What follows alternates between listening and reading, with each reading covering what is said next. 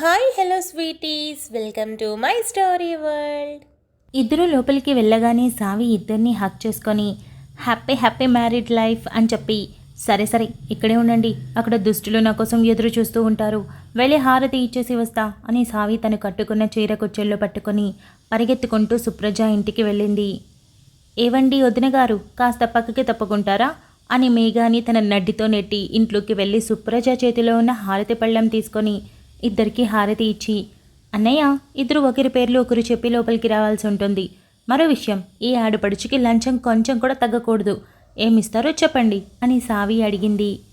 ఆకాష్ ఏం మాట్లాడకుండా సైలెంట్గా ఉన్న మేఘ సావి వైపు ఉరిమి ఉరిమి చూస్తూ, చూడు నీకు ఇవ్వడానికి నా దగ్గర ఏమీ లేదు అని అనింది.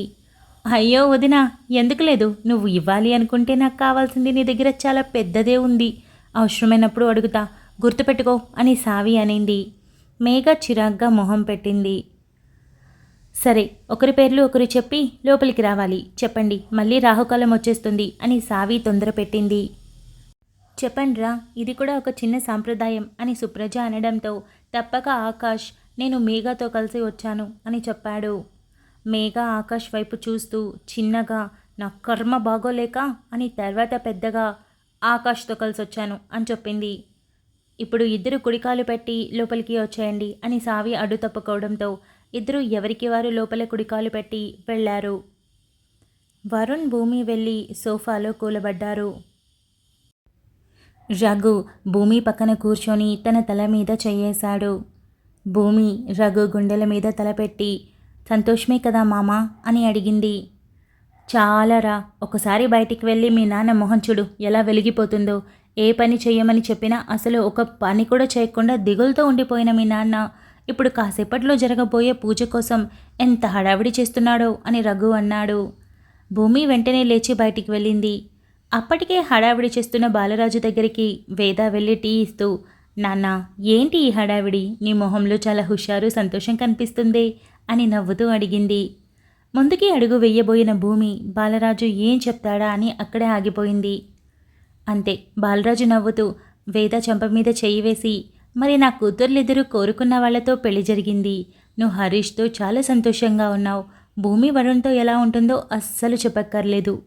మరి అలాంటప్పుడు ఒక తండ్రిగా నా సంతోషం ఎలా ఉంటుంది, నేనంటూ కోరుకునేది నా కూతుర్ల భవిష్యత్తు కదా, అలాంటిది వాళ్ళు చాలా సంతోషంగా ఉంటే మరి నా మొహం మీద చిరునవ్వు కాక మరేముంటుంది. నిన్నటి వరకు అంటే భూమి ఇష్టం లేని పెళ్ళి ఎందుకు చేసుకుంటుందో తెలియకపోయినా తనకి ఇష్టం లేదని మాత్రం తెలుసు, అందుకే నాలో నేను బాధపడుతూ ఉన్నాను. మీ అమ్మ చనిపోతూ ఆఖరిగా నాకు చెప్పిన ఒకే ఒక మాట, మీ ఇద్దరినీ సంతోషపెట్టమని, ఆ సంతోషంలోనే తానుంటానని చెప్పింది.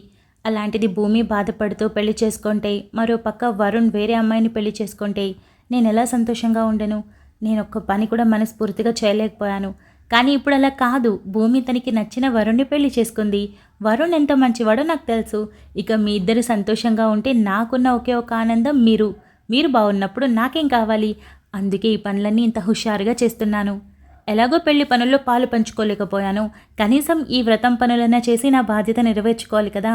పైగా నా కూతురు పెళ్ళి నా చేతుల మీద జరగకపోయినా కనీసం వ్రతం నా చేతుల మీద జరిగింది. సరే సరే, వెళ్ళి నువ్వు హరీష్ చక్కగా పట్టుబట్టల్లో రెడీ అవ్వండి, భూమి వరుణ్ ఎలాగో రెడీ అవుతారు కదా, నేను టీ తాగి ఇంకా బోల్డ్ పనులున్నాయి, వ్రతానికి కూడా అందరినీ పిలిచేసి రావాలి. ఊర్లో అందరినీ, పాపం హైదరాబాద్లో పెళ్ళి అయినా చాలామంది రాలేదు, ఇప్పుడు మన ఊర్లోనే కదా వ్రతం, అందరినీ పిలుస్తాను భోజనానికి అని బాలరాజు అన్నాడు. భూమి చకచక 2 అడుగులు వేసుకొని బాలరాజు ముందుకు వెళ్ళి గట్టిగా హత్తుకొని కన్నీళ్లు పెట్టుకుంది. అసలు ఊహించని వేద బాలరాజు షాక్ అయి, భూమి ఏమైందిరా, ఎందుకు ఏడుస్తున్నావు అని బాలరాజు టీ గ్లాస్ పక్కన పెట్టేశాడు. ఏం లేదు నాన్న, నేను కూడా నీలాగే సంతోషంలో కన్నీళ్లు పెట్టుకున్నాను, కానీ నా సంతోషంలో కాదు, ఇప్పుడు ఈ క్షణం నీ కళ్ళల్లో చూసిన సంతోషంతో కన్నీళ్ళు వచ్చాయి.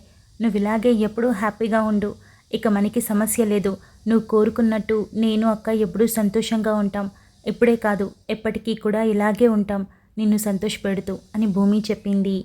బాలరాజు భూమి తల మీద చెయ్యి వేసి నిమురుతూ, చాలు ఈ జీవితానికి, ఇక నేను మీ అమ్మ దగ్గరికి వెళ్ళిపోయినా పెద్ద బాధపడను, ఎందుకంటే మీ ఇద్దరి జీవితాలు చక్కగా స్థిరపడిపోయాయి, ఒక తండ్రిగా నా బాధ్యత నెరవేరింది, ఇంతకంటే ఇంకా నాకు ఏం కావాలి అని అన్నాడు.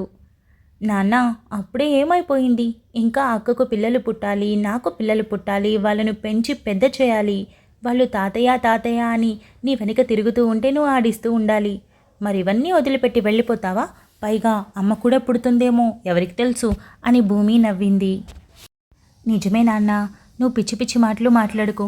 ఒకవేళ అమ్మే కానీ నా కడుపున లేదంటే భూమి కడుపున పుట్టిందనుకో, అప్పుడు నువ్వు మిస్ అయిపోతావు. హ్యాపీగా అమ్మతో ఆడుకోవాలి కదా నువ్వు అని వేద అనింది.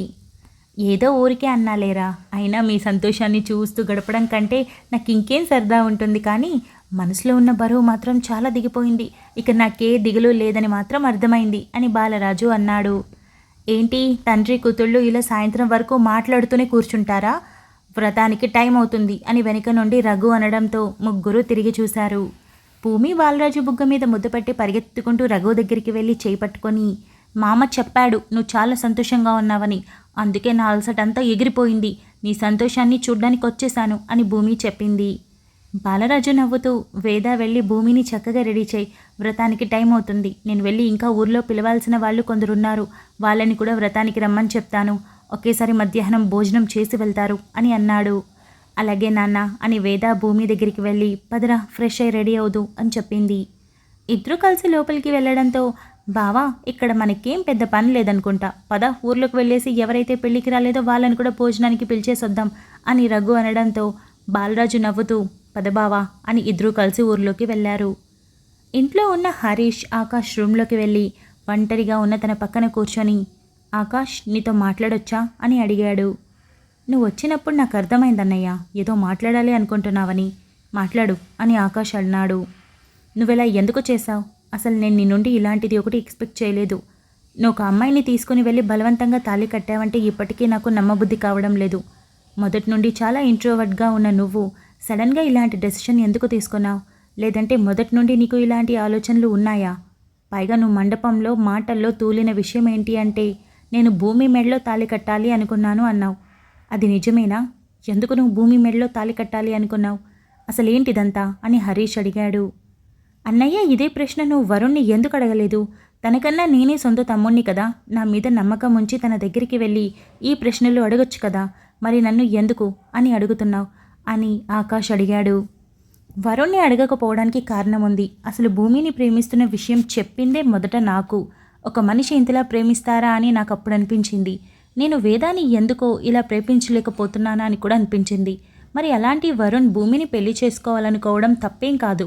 దానికోసం మేఘాన్ని తప్పించాడు అనుకున్నా అందులో నాకేం తప్పు కనిపించటం లేదు. ఎందుకంటే నేను వేదాన్ని పెళ్లి చేసుకోవాలనుకున్నప్పుడు కూడా ఇలాగే ఆలోచించాను.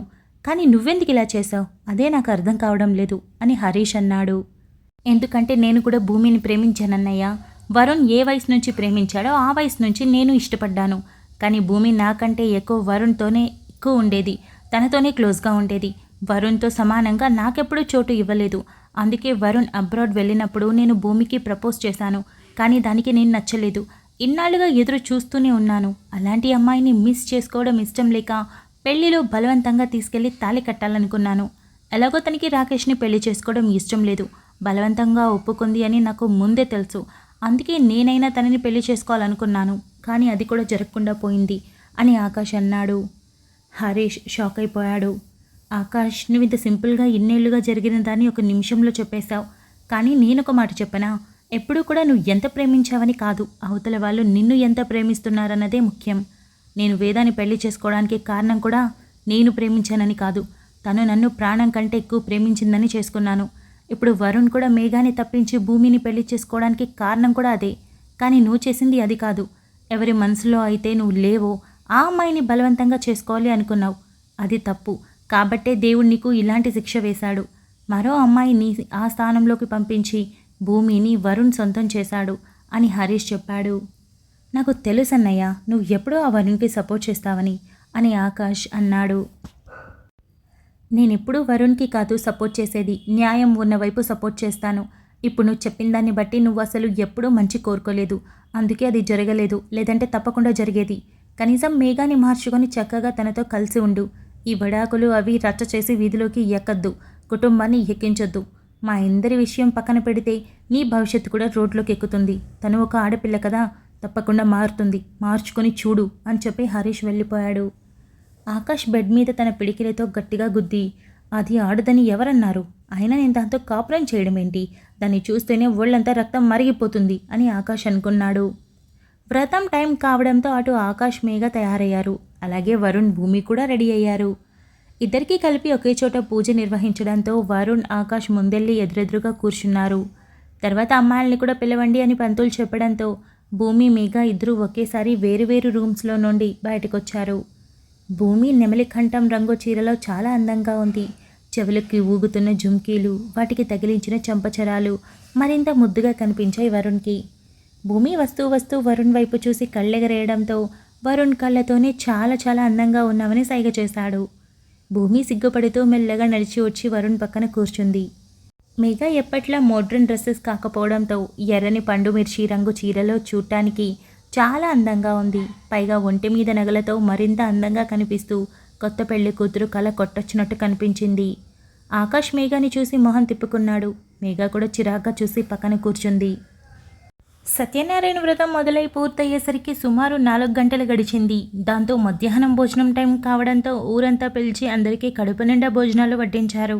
అలాగే కొత్తగా పెళ్ళైన జంటల్ని కూడా ఎదురెదురుగా కూర్చోబెట్టి ఒకే ఆకులో భోజనం వడ్డించారు. సావి వేద అక్కడే కూర్చొని ఒకరినొకరు తినిపించుకోవాలని చెప్పడంతో భూమి వరుణ్కి, వరుణ్ భూమికి తినిపించుకున్నారు. ఆకాష్ మేఘాకి ఇష్టం లేని పెళ్లి కావడంతో ఎవరూ పెద్దగా ఇబ్బంది పెట్టలేదు. కానీ సావి మాత్రం వినకుండా వేదాతో కలిసి ఇద్దరిని బలవంతం చేసి ఇది ఒక సాంప్రదాయం అంటూ ఇద్దరితో చెరో ముద్ద తినిపించేలా చేసింది. ఆ రోజు చాలా బాగా గడిచిపోవడంతో రాత్రికి 2 జంటలకి మొదటి రాత్రి ఏర్పాటు చేశారు. మేఘ ఫ్రెష్ అయ్యి వచ్చి చీర కట్టుకొని వచ్చి కూర్చుంది. వేద మేఘాని రెడీ చేస్తూ, మేఘ నీకు ఇష్టం లేదని తెలుసు, ఒక ఆడపిల్లగా నువ్వు బాధపడుతున్నావని నాకు తెలుసు. కానీ ఇప్పుడు పరిస్థితి చేయి దాటింది. నీ మెడలో తాళి పడింది. నువ్వు అనుకున్నట్టు విడాకులు తీసుకోవాలన్నా కూడా ఇంకా చాలా టైం పడుతుంది. అప్పట్లోగా ఆకాష్ని అర్థం చేసుకోవడానికి ప్రయత్నించు. ఎందుకంటే ఆకాష్ వ్యక్తిగతంగా చాలా మంచివాడు, నిన్ను బాగా చూసుకుంటాడు, నాకు ఆ నమ్మకం ఉంది అని రెడీ చేస్తూ చెప్పింది. వేద చెప్తున్న మాటలు మౌనంగా వింటూనే ఉంది మేఘ.